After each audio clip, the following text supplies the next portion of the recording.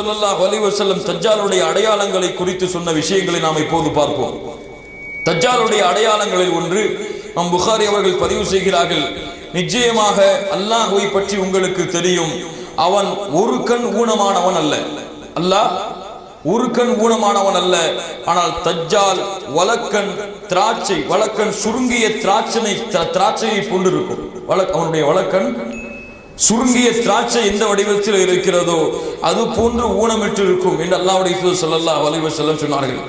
அல்லாஹ்வுடைய தூதர் ஸல்லல்லாஹு அலைஹி வஸல்லம் அவர்கள் அவன் ஒரு கண் ஊனமானவன் என்று பல ஹதீஸ்களிலே தெரிவித்திருக்கிறார். அதாவது ரெண்டு கண்ணும் இருக்கும். இன்னைக்கு பயமுறுத்துற மாதிரி நெத்தியில கண் இருக்கும்லாம் கிடையாது. தஜ்ஜாலுக்கு நெத்தியில கண் இருக்கும்னு சில பேர் சொல்ற மாதிரிலாம் கிடையாது. இரண்டு கண்ணுமே இருக்கும். அந்த ஒரு கண் அதுல ஊனமா இருக்கும், ஒரு கண் ஊனமாக இருக்கும்.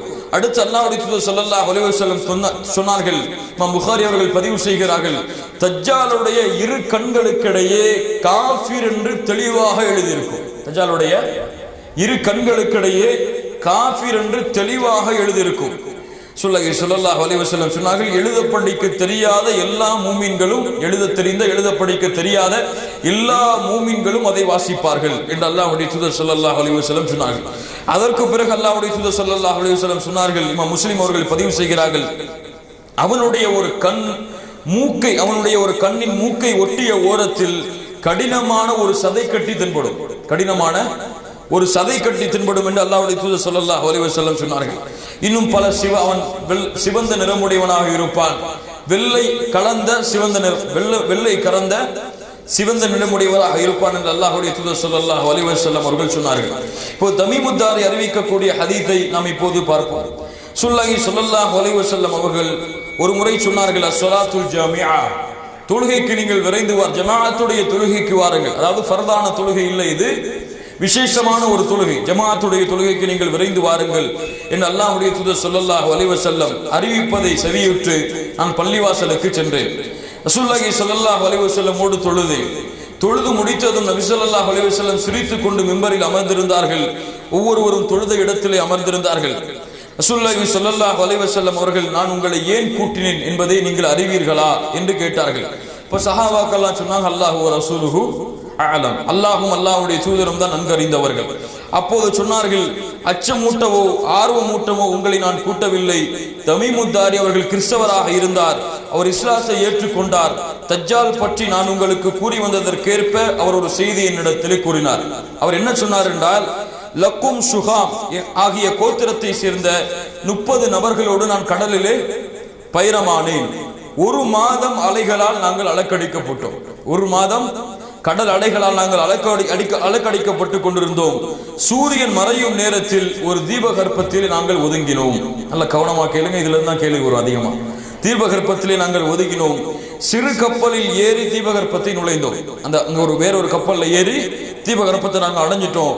அப்போது அதிகமான மயிர்களை கொண்ட ஒரு பிராணி எங்களை எதிர்கொண்டது, எங்களை அழைத்தது. அதிகமான மயிர்கள் இருந்ததால் அப்பிராணியின் மலப்பாதை எது, சிறுநீர் பாதை எது என்று எங்களுக்கு அடையாளம் தெரிய முடியாத அளவுக்கு அதிகமான மயிர்கள் அந்த விலங்கினத்திற்கு இருந்தது. அப்போது நான், உனக்கு கேடு உண்டாகட்டும், நீ என்ன பிராணி என்று கேட்டோம். அப்போது நான் ஜஷஷா என்ற பிராணி கூறியது, நீங்கள் இந்த மடத்தில் உள்ள மனிதனிடம் செல்லுங்கள், அவர் உங்களை பற்றி அறிவதில் மிக ஆர்வமுடையவராக இருக்கிறார் என்று கூறி அனுப்பியது. அப்போது நாங்கள் வேகமா போய் அந்த மடாலயத்தை அறிஞ்சோம். அப்போ ஒரு பருமனான ஒரு மனிதனை பார்த்தோம், நல்ல குண்டா ஒரு மனிதன். அவனை போன்ற ஒரு படைப்பை இதுவரை நாங்கள் பார்த்ததே இல்லை. அவனுடைய கரண்டை கால்களும் முட்டுக்கால்களும் இரும்பினால் கட்டப்பட்டிருந்தது. கரண்டை கால்களும் முட்டுக்கால்களும் இரும்பினால் கட்டப்பட்டிருந்தது. கழுத்துடன் தலை சேர்ந்து கட்டப்பட்டிருந்தான். உனக்கு கேடு உண்டாகட்டும், ஏன் இந்த நிலை என்று கேட்டோம். அப்போது அந்த மனிதன், என்னை பற்றி அறிய சக்தி பெற்று விட்டீர்கள், எனவே நீங்கள் யார் என்று கேட்டான். நான் அரபியர்கள் என்று கூறியவுடன் நாங்க எப்படி வந்தோம்னு சொல்றோம். அப்ப இந்த விலங்கினம் எங்களை பார்த்துச்சு, உங்கள்ட்ட அனுப்ப சொன்னு நாங்க சொன்னோம். யார் அறிவிக்கிறார்? தமீமுத்தாரி சொல்லிக்கிட்டே வராங்க. சொல்ல அப்படி சொல்றாங்க. அப்போ சொன்னா, பைசான் என்ற இடத்தில் பேரிச்ச மரங்கள் பலன் தருகின்றனவா? அவன் கேட்ட முதல் கேள்வி. அப்போது சொன்னார்கள், ஆம், பலன் தருகிறது. அப்ப சொன்னான் தஜ்ஜால், விரைவில் அங்குள்ள மரங்கள் பயனளிக்காமல் போகும், விரைவில் அங்குள்ள மரங்கள் பயனளிக்காமல் போகும். தபர்ரியா என்ற ஏரியை பற்றி எனக்கு கூறுங்கள் என்று இரண்டாவது கேள்வி கேட்கிறான். அப்போது அதில் தண்ணீர் உள்ளதா என்று கேட்டான். அதில் அதிகமான தண்ணீர் உள்ளது என்று நாங்கள் கூறினோம். அதற்கு அவன் விரைவில் அந்த தண்ணீர் வற்றும் என்று கூறினான். அதற்கு பிறகு கேட்டான், சுக்கூர் என்ற நீரூற்றில் தண்ணீர் உள்ளதா? அப்போது சொன்னோம், தண்ணீரால் மக்கள் விவசாயம் செய்கிறார்களா என்று கேட்டான். அதற்கு நாங்கள் ஆம் என்றோம், தண்ணீர் அதிகமாகவே உள்ளது, அதில் விவசாயம் செய்கிறார்கள் என்றோம்.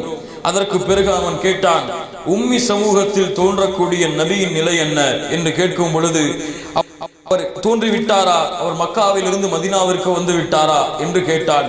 நாங்கள் ஆம் என்றோம். அரபுகள் அவருடன் போர் செய்தார்களா என்று கேட்டான். நாங்கள் ஆம் என்றோம். அதற்கு பிறகு நீங்கள் அவருக்கு கட்டுப்படுவதே நல்லது என்று கூறினான். நான் இப்போது என்னை பற்றி கூறுகிறேன் என்று கூறி, நான் தான் தஜ்ஜாலாவேன், வெகு விரைவில் எனக்கு அனுமதி வழங்கப்படலாம், அப்போது நான் வெளியே வருவேன், பூமி முழுவதும் பயணம் செய்வேன், 40 நாட்களில் எந்த ஊரையும் நான் அடையாமல் இருக்க மாட்டேன்.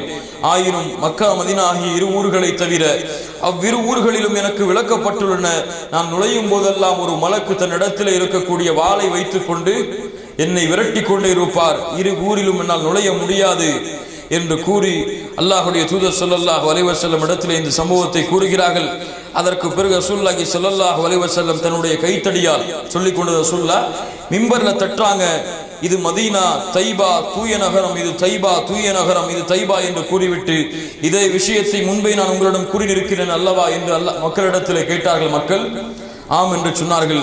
அறிந்து கொள்க, நிச்சயமாக அவன் ஷாம் நாட்டின் கடல் பகுதியில் இருக்கிறான், அவன் யமன் நாட்டில் கடல் பகுதியில் இருக்கிறான், இல்லை இல்லை அவன் கிழக்கு திசையில் இருக்கிறான் என்று 3 முறை அல்லாஹ்வுடைய தூதர் ஸல்லல்லாஹு அலைஹி வஸல்லம் கூறினார். இந்த அறிவிப்பு இதோடு முடியுது. அப்போ தஜ்ஜாலை பற்றி அல்லாஹ்வுடைய தூதர் ஸல்லல்லாஹு அலைஹி வஸல்லம் கூறிய அடையாளங்கள் இதுதான். அவன் தன்னை கடவுள் என்று வாதிடுவான், பல அற்புதங்களை நிகழ்த்துவான். வானத்திலிருந்து மழையை பொழிய வைக்க சொல்லுவான், மழை பொய்யும். பூமியிலிருந்து தாவரங்களை விளைவிக்க சொல்லுவான், விளைவிக்கும். ஒரு மனிதனை கூப்பிட்டு வெட்டுவான், அவன் உயிர் போகும், மறுபடியும் அழைப்பான், உயிர் வரும். இப்படி பல அதிசயங்களை இந்த தஜ்ஜால் ஏற்படுத்துவான். இன்னும் பல அதிசயங்கள், குஷ்ண நோய்களை போக்குவான், சூனியத்தை எடுப்பான், பல அதிசயங்களை இவன் நிறைவேற்றுவான். இவனுக்கு பின்னால் அதிகமாக துருக்கிகள் செல்லுவார்கள். இவனுக்கு பின்னால் அதிகமாக துருக்கிகள் செல்லுவார்கள், அதிகமாக பெண்கள் செல்லுவார்கள். இவனுடைய அதிசயத்திற்கு பின்னால் யார் செல்லுவார்கள்? அதிகமாக பெண்கள் தான் செல்லுவார்கள். இன்னும் பார்க்கிறோம், யாராவது ஒரு மேஜிக்கை காமிச்சிட்டாலே பெரிய அவுளியா ஆன மாதிரி அவர் பின்னாடி பெண்கள் கூட்டம் போறதை பார்க்கிறோம். இதை பார்த்தவுடன், பெண்கள் கூட்டம் அதிகமாக பார்த்ததை உடன் ஆண்கள் எல்லாம் வீடுகளுக்கு வேக வேகமாக வந்து தங்களுடைய மனைவிமார்களையும் தங்களுடைய பிள்ளைகளையும் கயிற்றால் கட்டி விடுவார்கள். எங்க போயிருவாங்களோன்னு பயந்து கயிற்றாலும் கம்பிகளாலும் அவர்களை கட்டி பிணைத்து விடுவார்கள். அந்த அளவு இவனுடைய குழப்பம் இருக்கும். இவனை பலஸ்தீனிலே ஒரு இடத்திலே வைத்து, துர் என்ற ஒரு இடத்திலே, லுத் என்ற ஒரு இடத்திலே வைத்து ஈசா அலைஹிஸ்ஸலாத்து வஸ்ஸலாம் அவர்கள் கொல்லுவார்கள் என்று அல்லாஹ்வுடைய தூதர் ஸல்லல்லாஹு அலைஹி வஸல்லம் அவர்கள் சொன்னார்கள். இப்போ இது போதும்.